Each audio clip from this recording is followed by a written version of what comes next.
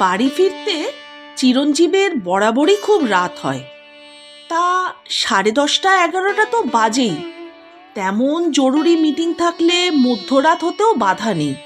বাল্যকাল থেকেই সমাজ সেবা এবং রাজনীতির সঙ্গে যুক্ত, সেটাই তার ধ্যান জ্ঞান নেশা। যদিও পেশা অধ্যাপনা, সবাই বলে মানুষ তিনি একান্তই খাঁটি। দেশ এবং দশের মঙ্গলের জন্য তার প্রাণ কাঁদে। দলবাজির ধার ধারেন না, অর্থলোভে বিচলিত হন না, গদির মোহে পা বাড়ান না। আক্ষরিক অর্থেই আদর্শবাদী। যখন এই শহরের এই কলেজের চাকরি নিয়ে এসেছিলেন তখন বয়স ছিল 28 আর এখন 40। তখন সঙ্গে বিধবা মা ছিলেন। আজ 5 বছর যাবৎ তিনি গত হয়েছেন। বিবাহ করেননি, কেননা সময় পাননি। একটি অতি অকর্মণ্য অবসরপ্রিয় বোকা নিদ্রাকাতর ভৃত্য নিয়েই তার নেহাত স্বাধীন জীবন। বাড়ি ফিরতে সেদিনও খুব রাত হয়ে গিয়েছিল, কিন্তু ফিরেই তিনি বড় অবাক হয়ে গেলেন। ধাক্কা দিতেই খুলে গেল দরজা।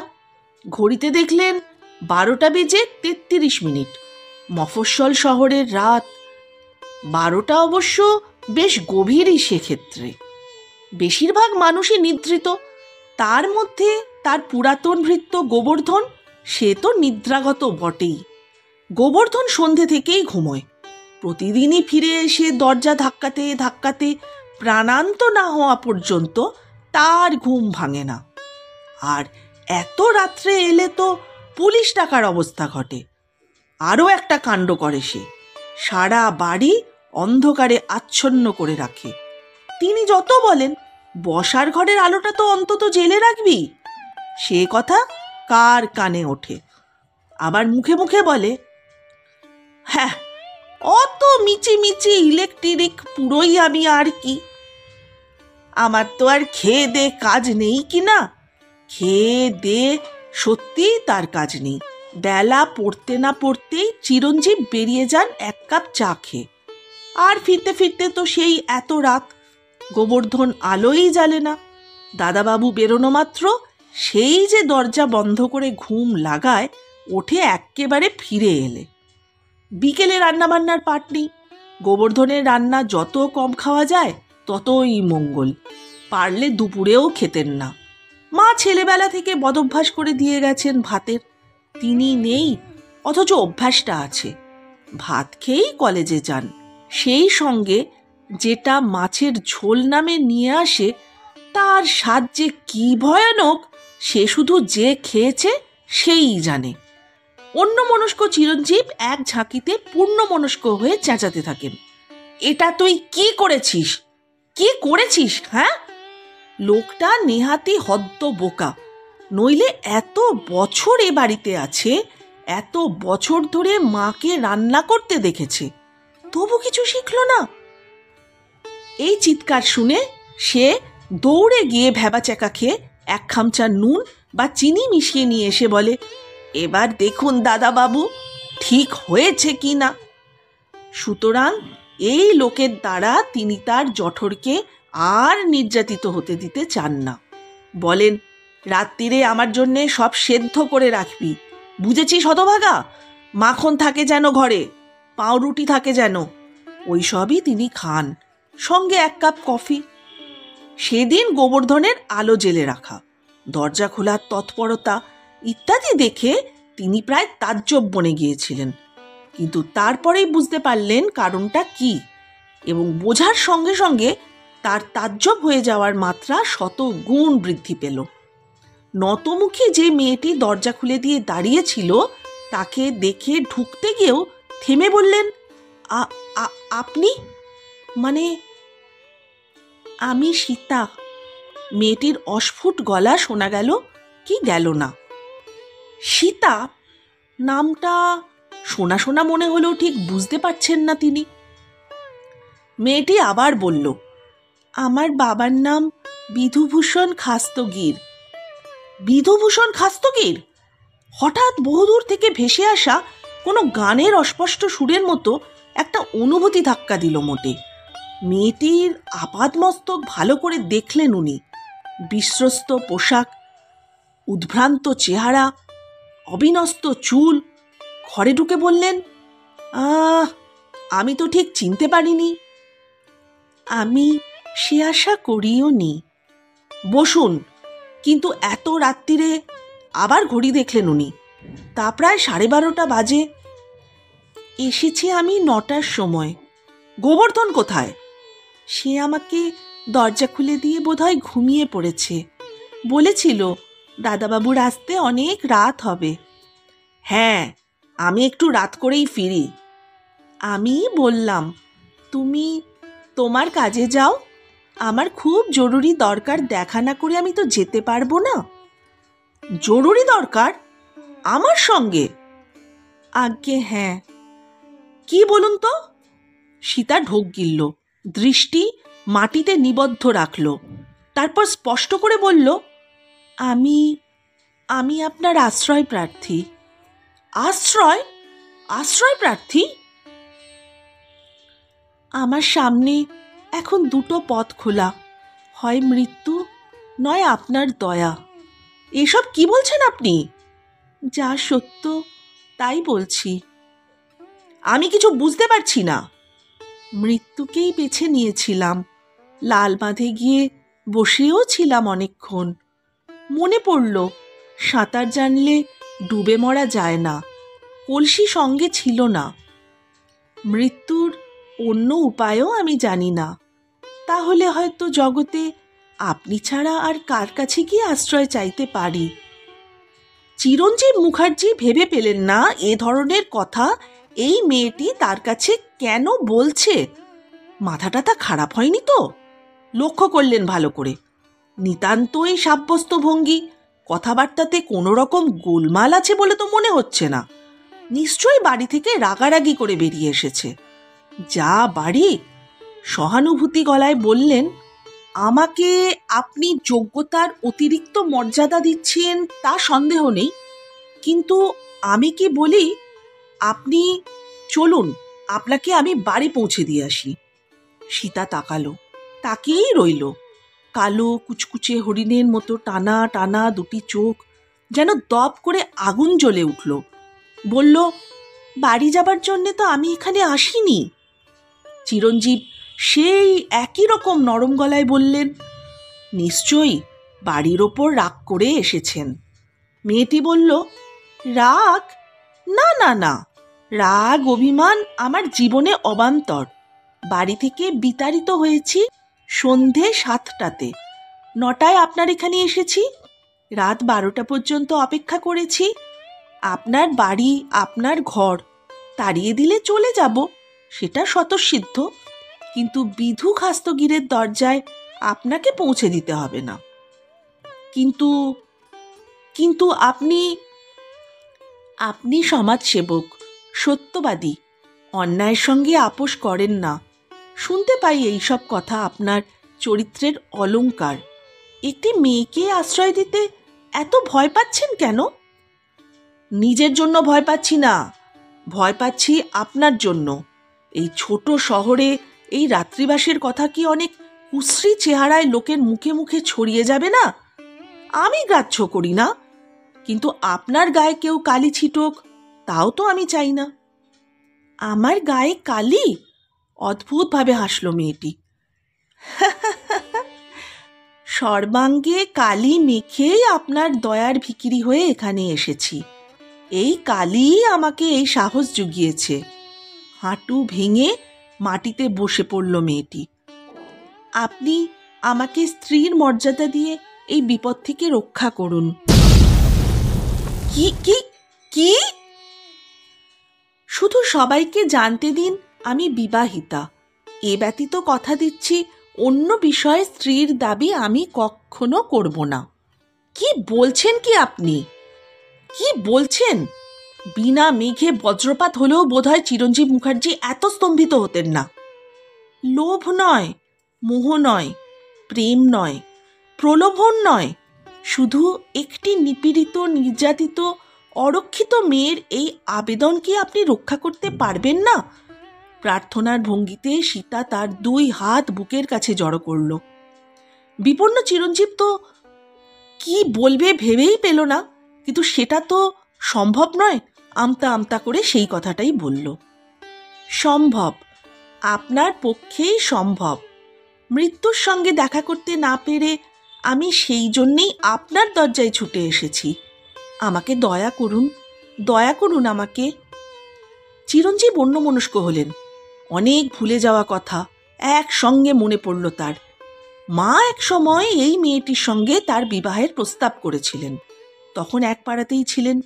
মোড় ফিরলেই বিধু উকিলের ইটবার করা পুরাতন পৈতৃক বাড়িটি চোখে পড়ত। রাস্তা থেকেই সিঁড়ি উঠে তার বৈঠকখানা অর্থাৎ চেম্বার। অন্দর মহল ছিল পিছনে। অনেকগুলো কুচো কাঁচা ছেলে মেয়ে কিলবিল করত পথের ধারে, সবই বিধু উকিলদের। প্রথম পক্ষের এই একটিই মাত্র মেয়ে, ছোট ছোটগুলো দ্বিতীয়র।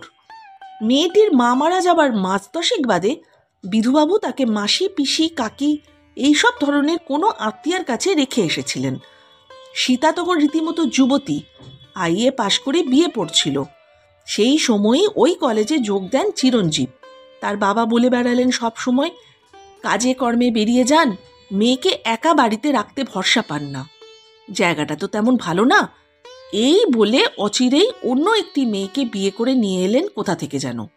বছর চারেক বাদে নিজের মেয়েকেও ফিরিয়ে নিয়ে এলেন। ততদিনে আরও দুটি সন্তানের জনক হয়েছেন এবং আরও একটি সূচনায় বমি করছে বিমাতা। সেই সময়ই মেয়েটিকে দেখে মা মুগ্ধ হন। অনেক প্রশংসা শোনা গেছে মায়ের মুখে। মায়ের মনে সহানুভূতিটাও অত্যন্ত প্রবল ছিল। সতীন কন্যাকে দিয়ে বিধুভূষণের দ্বিতীয় পক্ষ অমানসিক পরিশ্রম করাতেন। রান্না, বাসন মাজা, বাচ্চা রাখা, কাঁথা কাপড় কাচা, সমস্ত দিনে এক বিন্দু বিশ্রাম ছিল না মেয়েটির। তার উপরে বাক্যবান, মা শুনতেন এবং সহ্য করতে পারতেন না। একদিন গিয়ে বিবাহের প্রস্তাব করে এলেন।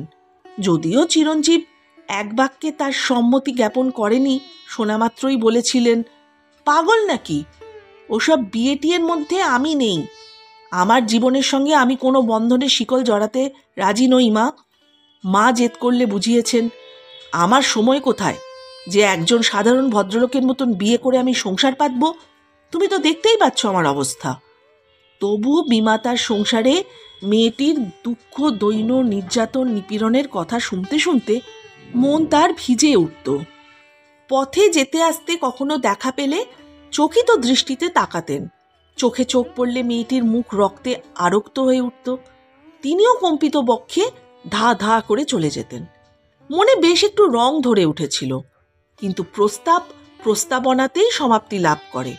বিধুবাবু প্রথমটায় আগ্রহ সহকারে এগিয়ে এসেছিলেন।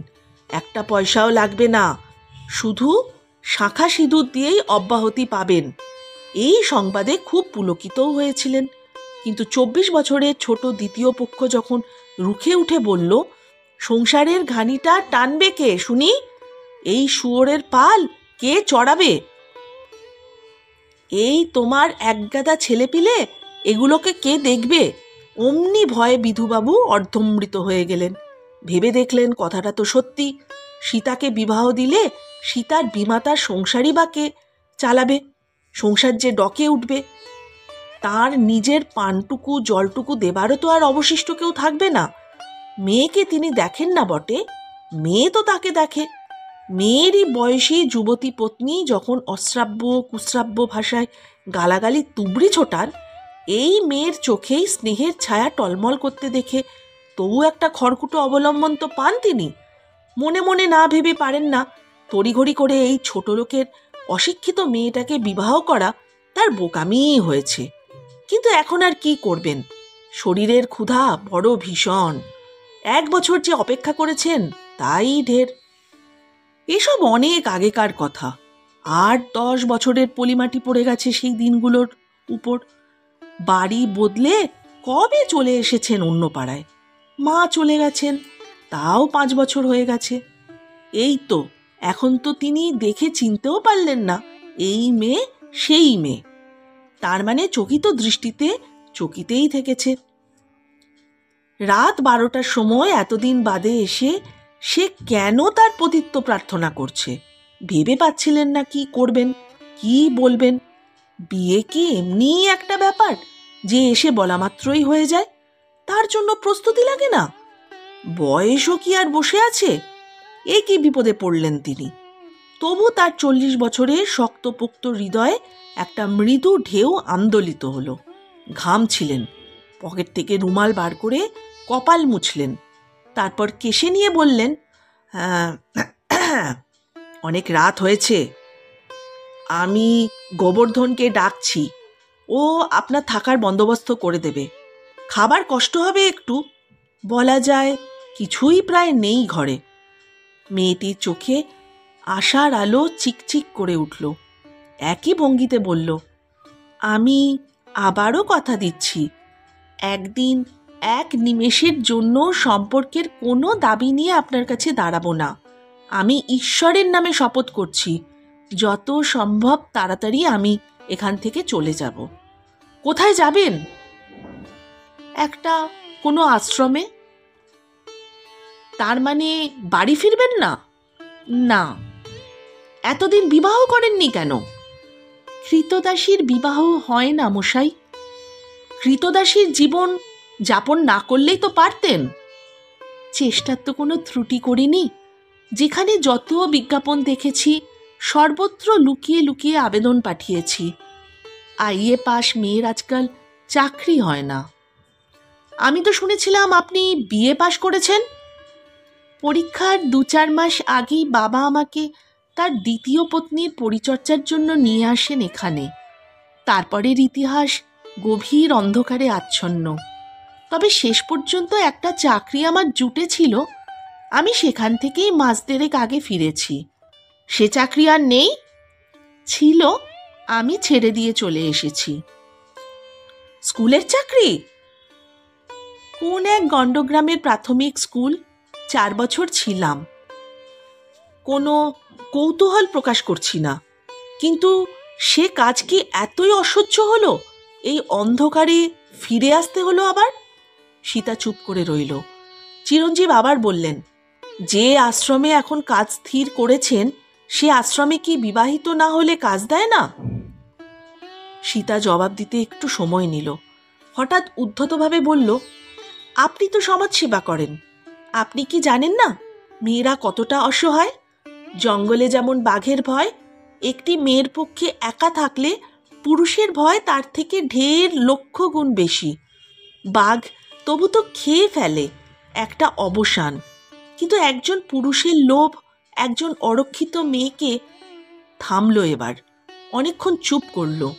ঘরের মধ্যে নিঃশ্বাস পতনের শব্দও যেন ডুবে গেল। তারপর বলল, আপনাকে জানানোর দরকার, এই 4 বছর আমার অক্লেশে কাটেনি। অনেক উৎপাত সহ্য করতে হয়েছে, কিন্তু আমরা 4 জন মেয়ে একসঙ্গে ছিলাম। জড়াজড়ি করে ভয় ডর নিয়েই চলছিল কোনো রকমে। মাস 3 আগে আমার জ্বর হলো একদিন। ওরা 3 জন স্কুলে চলে গেলে নির্জন দুপুরে মাটির ঘরে একাই আমি শুয়েছিলাম। এই সুযোগে দুর্জন ঢুকে এলো। আমি আমাকে রক্ষা করতে পারলাম না। গর্জে উঠলেন চিরঞ্জীব, কোথায়, কোন গ্রাম?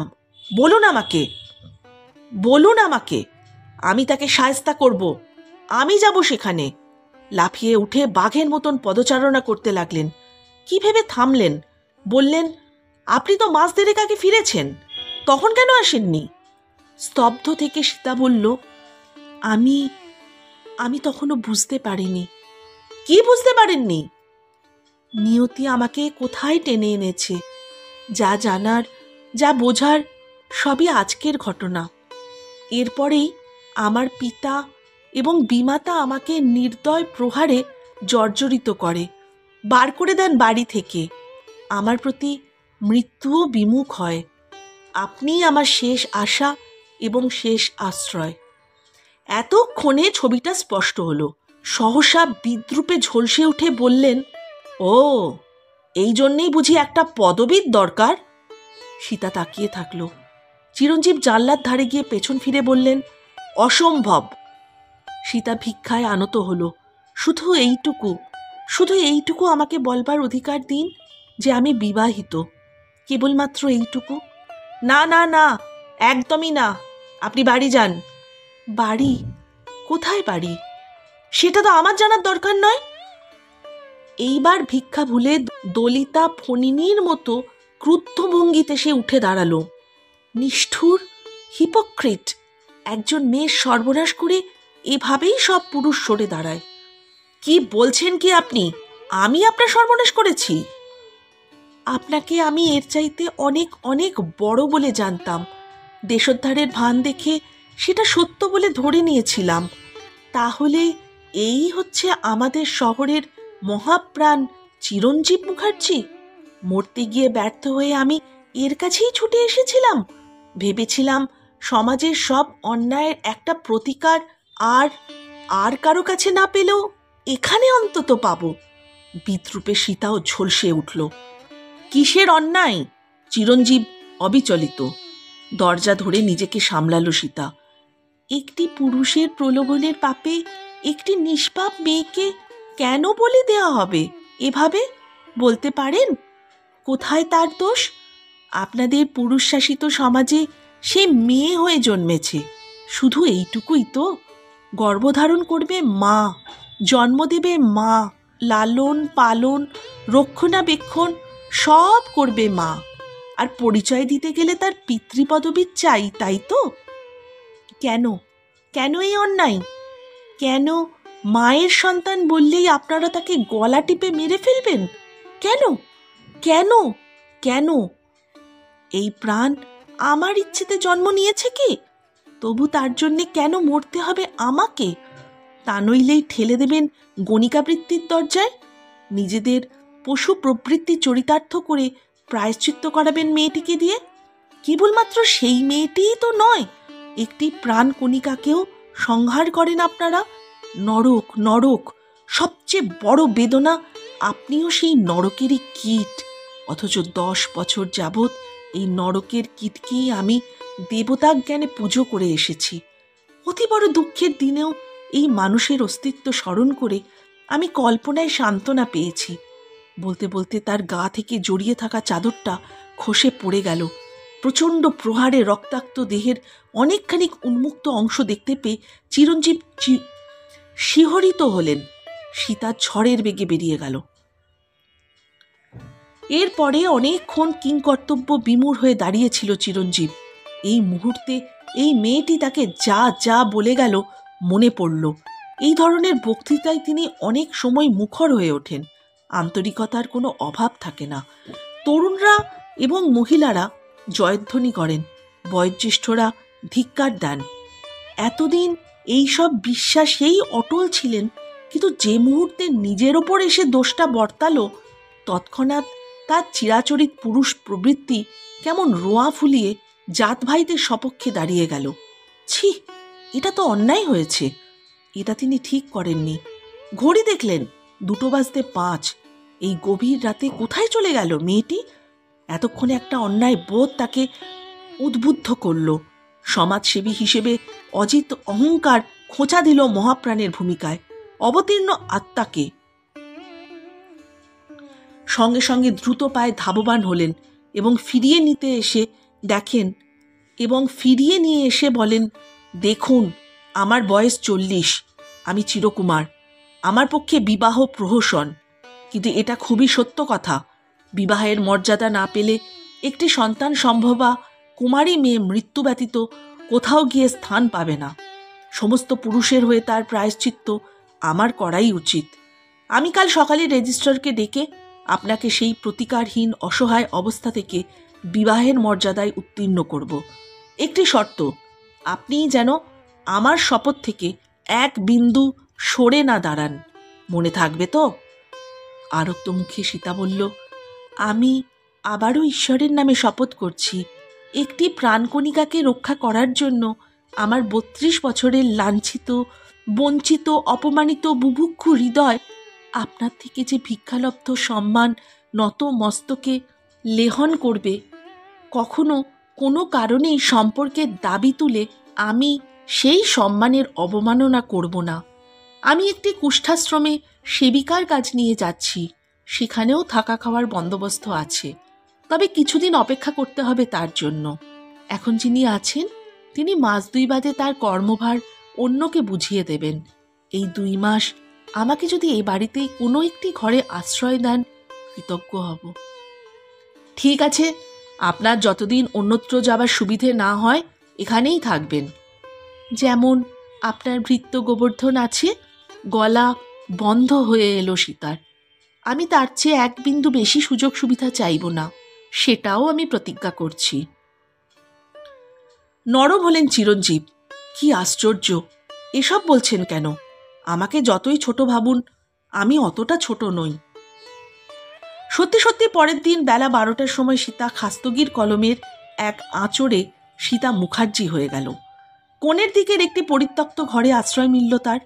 অস্থায়ী আবাস হলেও মেয়েরা গৃহস্থালী না করে পারে না। সেই ঘরকেই পরিষ্কার পরিচ্ছন্ন করে গুছিয়ে নিল। প্রথম 2 দিন গুহাবাসী হয়েই কাটিয়েছিল। চিরঞ্জীবের প্রাত্যহিক জীবনে সে কিছুই জানে না। চলতে ফিরতে কখন দেখা হয়ে যাবে সেই আতঙ্কেই বেরোতে পারেনি। বোঝা গেল বাড়ি থাকার মেয়াদ তার খুব কম। সকালে উঠেই প্রথম কাজ গোবর্ধনকে তোলা। গোবর্ধন উঠে উনুনে আঁচ দিয়ে সারা বাড়ি ধোঁয়ায় অন্ধকার করে ফেলে। ভদ্রলোকের বোধহয় চায়ের তৃষ্ণা খুব প্রবল।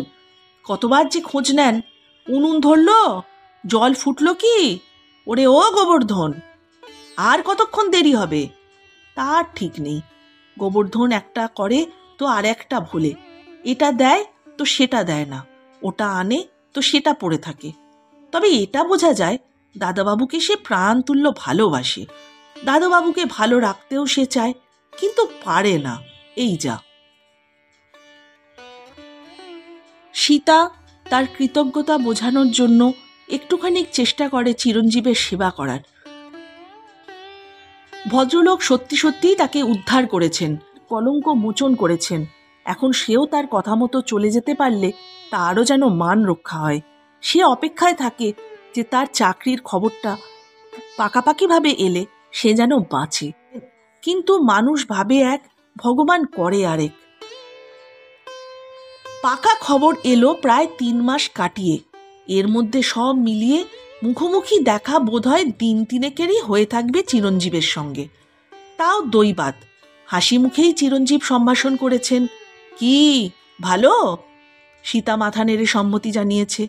তিনি আবার বলেছেন, কোনো অসুবিধে হচ্ছে না তো? অসুবিধে?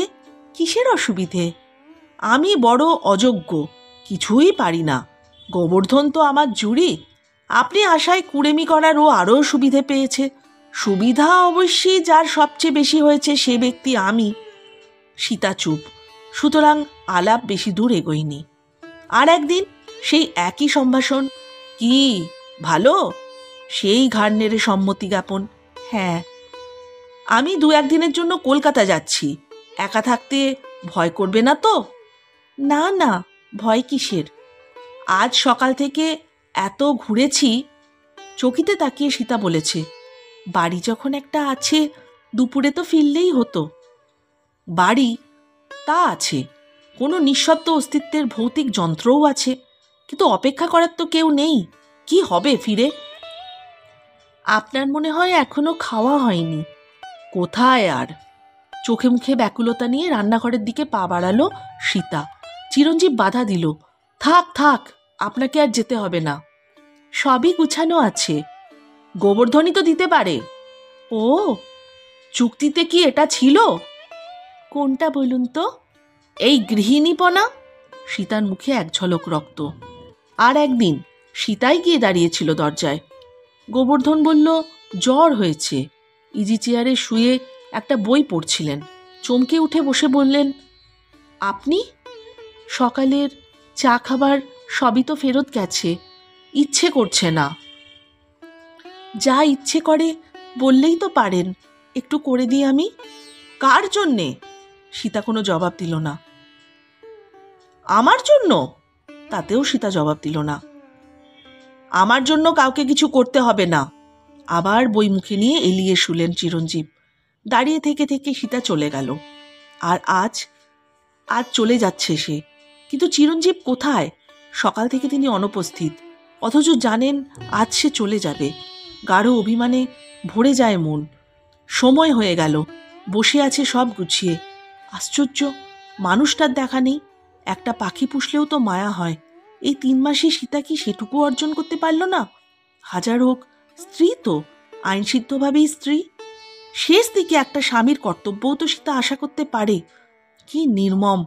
অথচ সেই মানুষের সংসারটাকে ছেড়ে যেতে সীতার বুক যেন ভেঙে যাচ্ছে। যতবার ভাবছে আর কোনোদিন ফিরবে না, ততবারই যেন শুষ্ক চোখ উপচে পড়ছে জলে। দাদাবাবুর এই ব্যবহারে গোবর্ধনও যেন কম দুঃখিত হলো না। যদিও সে জানে না এই যাওয়াই বৌদির শেষ যাওয়া। ভেবেছে কয়েকদিন বাদে আবার আসবে, তবে এদের হাবভাব চালচলন সবই যেন কেমন কেমন। দাদাবাবু অবশ্য বলেছে সে তো স্বদেশী করে, বিয়ে করেছে জানাজানি হলে জেল হয়ে যাবে, সুতরাং সে যেন বাইরে কিছু না বলে বেড়ায়। তা বাইরে না হয় গোপন থাকুক, ভিতরে ভিতরে এমন করে কেন?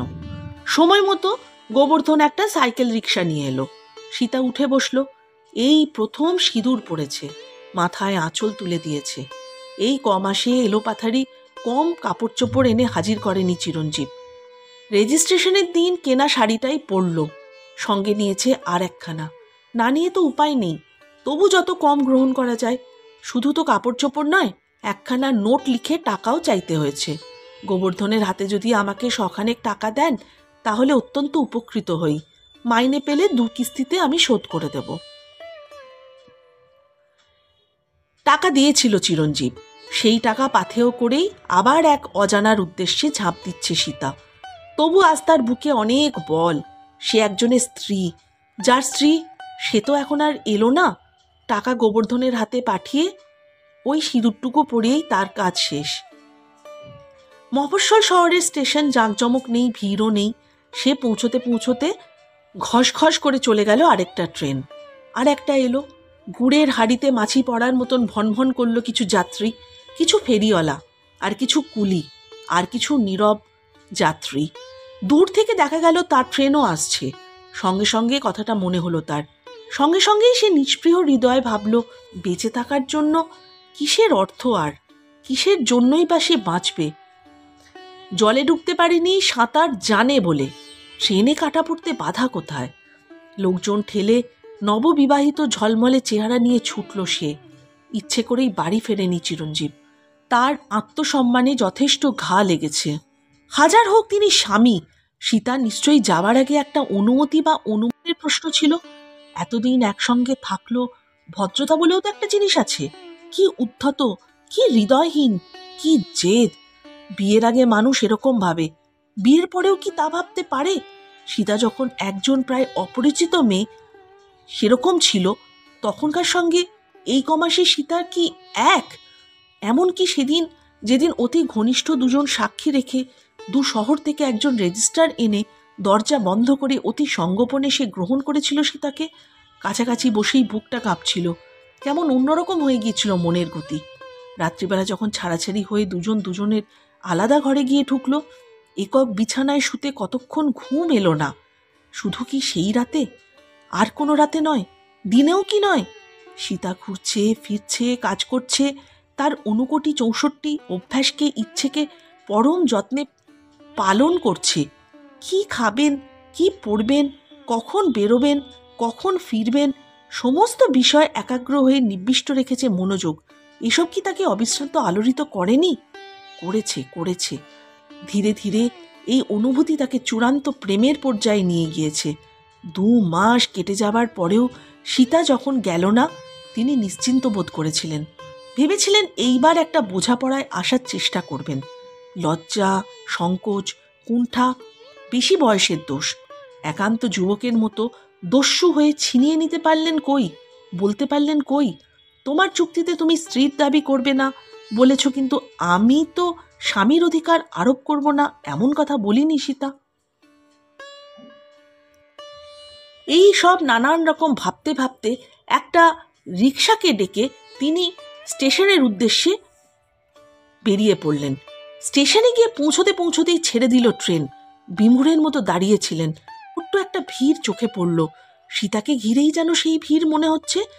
প্রকাশ্য দিবালোকে এতগুলো লোকের চোখ এড়িয়ে সে এবারও আত্মঘাতী হতে পারেনি। একজন কুলি, হে দিদিমণি, কি করছো বলে তাকে আটকে দেয়। কিন্তু সীতা নিজে বলছে, মাথা ঘুরে পড়ে যাচ্ছিল। এই লোকটি তাকে উদ্ধার করেছে। একই রিকশায় পাশাপাশি বসে নিঃশব্দে বাড়ি ফিরতে ফিরতে চিরঞ্জীব বললেন, তুমি কার উপর প্রতিশোধ নিচ্ছিলে সীতা? আমি তোমার কি ক্ষতি করেছি? চুপ করে থেকে সীতা বলল, কারো ওপরেই নয়, আপনাকে ছেড়ে বেঁচে থাকার চেয়ে মৃত্যুই আমার কাছে অনেক সহনীয় বলে মনে হয়েছিল। বড় অপূর্ব গল্পটি। স্বামী স্ত্রীর সম্পর্ক সত্যি সত্যি বিবাহ বন্ধনে একবার আবদ্ধ হয়ে গেলে সে সম্পর্ক ভাঙা চারটিখানি কথা নয়। লেখিকা প্রতিভা বসু তার স্বামী স্ত্রী গল্পটিতে সেই জিনিসটাই তুলে ধরেছেন। বন্ধুরা, আপনারাও কি সে কথাটা মনে করেন? যদি ভাবেন অবশ্যই আমাকে একটু জানিয়ে যাবেন, তাতে আমার ভালো লাগবে। আর সবাই খুব খুব ভালো থাকবেন। আবার খুব তাড়াতাড়ি আরেকটি সুন্দর গল্প নিয়ে আসবো আপনাদের কাছে। তাহলে আজকের এপিসোড শেষ করি। নমস্কার।